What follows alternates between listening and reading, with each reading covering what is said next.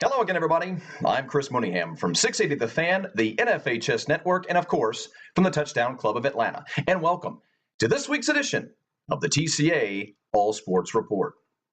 Thanks for tuning in, everybody, for this post-National Signing Day edition of the TCA All Sports Report. You know, I joked, if you watch the All Sports Report here, or the My Take segment of our program every week, or the Positive Athlete segment for that matter, I joked and have over the last few months, my life's kind of shut down in a way. I'm a new father, and so I sent out a tweet yesterday or the other day during National Signing Day, and I said, well, no National Signing Day coverage for me this year. It's going to be kind of strange, but I'm going to spend my time today covering my own little five-star.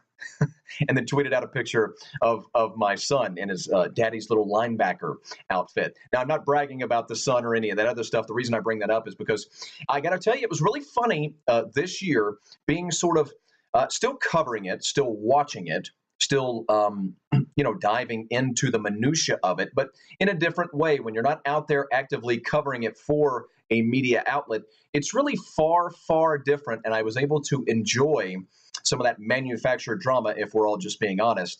But I was still able to enjoy some of the drama nonetheless. A very entertaining National Signing Day, and of course, very important for a lot of schools of importance here in the Southeast. Going to focus here on the South of not just the South, but more importantly in the Metro Atlanta area and here in the state of Georgia. First of all, I got to take, of course, one look at the top of the national rankings. Alabama once again has the number one recruiting class. Very, very strong class. I don't know that they were always number one in this 5-year reign, now that they've had in a row, by the way. But this year, I certainly believe that if they're not number one, they certainly deserve to be in the top two and definitely top three. A couple of years ago, I'm not so sure about if they were number one or not. But what I do know is that this year, they pulled some rabbits out of their hat, and also they were able to land some guys that they absolutely should have landed. Ben Davis, Mac Wilson, what a great class again for Nick Saban and his crew. I'm going by the 24/7 composite rankings today. Composite rankings, pardon me. I'm a little under the weather if you can't tell. And so some of the numbers that I'll be rattling off to you throughout the next 5 minutes or so will be using the composite rankings from 24/7 Sports. Florida State finishes number 2, a solid 6 points behind Alabama. That's very, very close. LSU number 3, Ohio State number 4, Michigan 5, Ole Miss number 6.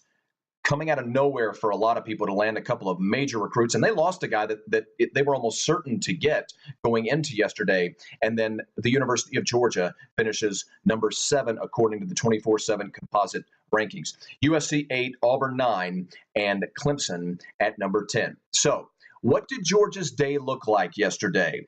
If you only heard a little bits and pieces about it and you weren't in the middle of it, Georgia, for a short time, according to a lot of media outlets, was the talk of National Signing Day. They were landing major recruits left and right.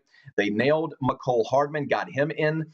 Mikael Carter, they were also able to get, a kid out of Jackson High School. And later on in the day, they actually also landed David Marshall, a guy they had no shot at for the last year, kid out of Upson Lee.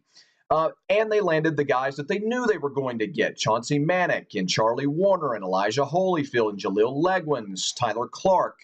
These guys. They also landed Javon Wims a few days ago from South Florida. But at the beginning of the day, Georgia was the talk of the National Signing Day landscape. And as the day went on, that kind of, I don't want to say it folded, but it certainly kind of faded because they lost out on Ben Davis, who they had a chance at, and Mac Wilson, the two fine linebackers out of Alabama, who really were only showing Georgia interest because of Kirby Smart. They lost out on both of those guys. What really took them to the next level, the loss of two guys.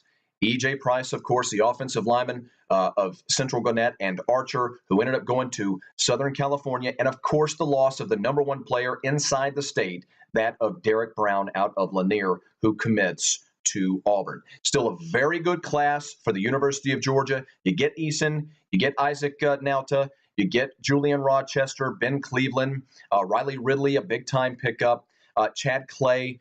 Very nice day still for the University of Georgia in building towards what I believe will be an SEC championship in 3 or 4 years. Okay, so we move on now to the North Avenue Trade School. Georgia Tech struggles yesterday, and there's no better way to put it than that. And I always try to be polite here. I follow Georgia Tech. I'm one of those guys who likes Georgia and Georgia Tech equally. I pause for the booze. I pause so that your little son who's watching with you can boo me right now, because I've heard that before. Anyway, I grew up in Atlanta. I got Tech people. I got Georgia people. You all know the story. I can't be polite when it comes to this. Georgia Tech has failed, again, on the recruiting side of things. Now, they got some good pieces. But when Georgia Tech's number 11 in the ACC, in recruiting, I really, really have a tough time accepting that. 59th overall in the country. They do land, of course, some very talented men, as they always do. They're going to have some really good 3 stars that they're going to land every year. Xavier Gant, a kid out of Buford High School. Dedrick Mills out of Ware County. Jair Anderson, a very fine wide receiver out of Northview High School. They landed some really talented top-flight prospects. Jared Cole, a kid that I like a whole lot out of Norcross. Chris Martin out of Grayson. Steve Dolphus, a wide receiver out of West Side of Macon, a very talented kid at 6'5", 200 pounds, very much in the mold of, you guessed it, Bebe Thomas and Calvin Johnson. But the point is, where Georgia Tech always struggles is in the depth department. And again, they've not been able to answer that here in 2016. How about Georgia Southern? Georgia Southern, all things considered, had as good a recruiting day as Georgia Tech did. Now, I know how that sounds. Overall, get this number, 80. Number 80 overall in the country, according to the 24/7 composite rankings, was Georgia Southern. And number 1 in the SBC, the Sun Belt Conference. Georgia Southern landed a lot of guys that you will know out there as a high school football fan. Rakeem Hightower from Colquitt County. Todd Bradley, arguably the best defensive player for the Valdosta Wildcats. Whom else? There's a long, long list here. Let me pan up here, page up. Darian Anderson, of course, was the cream of the crop in their class, the kid out of Houston County. If you follow your high school football again in this state, you know Darian, a guy who played both sides of the football for Houston County as a safety, a cornerback, a wide receiver, saw a lot of time in the slot. The 3-star who was originally committed to the University of Georgia, ends up at Georgia Southern. Monquavian Brinson, a kid that I've talked a lot about out of Mays, played in the state championship game. Really fine linebacker, or cornerback, I'm sorry. Very, very good player, underrated player, I might add. He ends up at Georgia Southern. I'm telling you something, Georgia Southern's on the verge of winning multiple bowl games here in the not-too-distant future. Then we have to talk Georgia State, who finishes last in the Sun Belt Conference. They landed a couple of talented people. I think their class is a little bit underrated, but just a smidge. Georgia State, only 3 guys that were 3-stars. They had 19 guys total that were either early enrollees or signed on signing day. 19 guys, 2 early, 17 on NSD. Only 3-stars. Now, that's not that big of a surprise. But the other big thing is they had 2 guys that were 0 stars. Now, they got guys that have talent. Trey Barnett, I'm looking at here for Elbert County, underrated player. Kendrick Grady from Norcross, underrated player. Quan Williams, a really underrated player at 6 foot, 200, fine athlete out of West Hall. Jawan Nobles from Campbell. Darius Stubbs, a guy out of Luella. They got some talent, did Georgia State, in this class. Just not as deep as they needed it to be. I love the class that my alma mater was able to pull in. Kennesaw State on their way to the playoffs in the next, I'll call it 3 years. They pull Forrest Evans, fine offensive lineman at Walton High School. But Ezra Naylor, 6'4", 190, exactly what they need in their big leaping wide receiver, kid out of North Atlanta High School. Chris Bird, linebacker at 5'9", 205, kid who started for Gainesville's state championship team when he played with Deshaun Watson. I've been covering that kid since day one. Adesola Abasoye, kid out of Grayson High School, 5'10", 175, a vastly underrated kid who had a chance to go play FBS football, but decided that he wanted to go to a team that he thought was going to win at the FCS level. Plus, he could stay in Georgia around the metro Atlanta area. That is a great, and I mean a great get for Kennesaw State University. They get Bronson Recksteiner, and a kid whose parents, if that name sounds familiar, his dad, one of the Steiner brothers, his uncle, one of the Steiner brothers, the legendary wrestling duo from the 90s, 80s, and 90s. But Bronson, an underrated football player who can play a linebacker or fullback. Bronson, 6 foot 210. Spent a lot of his time or all of his high school career at Etowah. That's where you know the name from. Sam Outlaw, running back I saw at South Forsyth in the state playoffs. Daniel David, a great get. Daniel David, who played his high school football at Mill Creek, went to App State out of Mill Creek, then ends up transferring into Kennesaw State to continue or finish his career, I think a lot of people hope.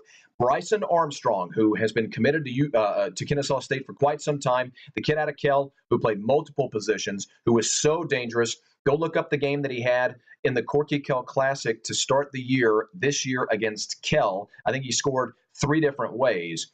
Shaq Terry, a kid I saw from McAdory High School over in Alabama. They get Nick Eldridge, an offensive lineman I covered from Hoover High School, the legendary Hoover program over in Alabama. This was a really top flight program for Kennesaw State, one that I believe top 10 in the FCS for 2016. That's a brief look at National Signing Day for all of our pertinent teams here in the metro Atlanta area throughout the state of Georgia. And oh, by the way, if you haven't had the opportunity and you know your high school football in this state and you really love your high school football in this state, go check out the recruiting class for Reinhardt. Go check out the recruiting class for Reinhardt, and you'll be amazed at the amount of talented young men that you know. Obviously not 4 stars, some of them not even 2 stars. In fact, most of the kids not even ranked or rated. But if you know your high school football in this state and you love to talk about the 3rd or 4th tier guys, you'll know a lot of the names they're going to be playing their future football at Reinhardt. Okay, until next week, I'm Chris Mooneyham. Thanks for joining us for this National Signing Day, post-National Signing Day edition of the TCA All Sports Report.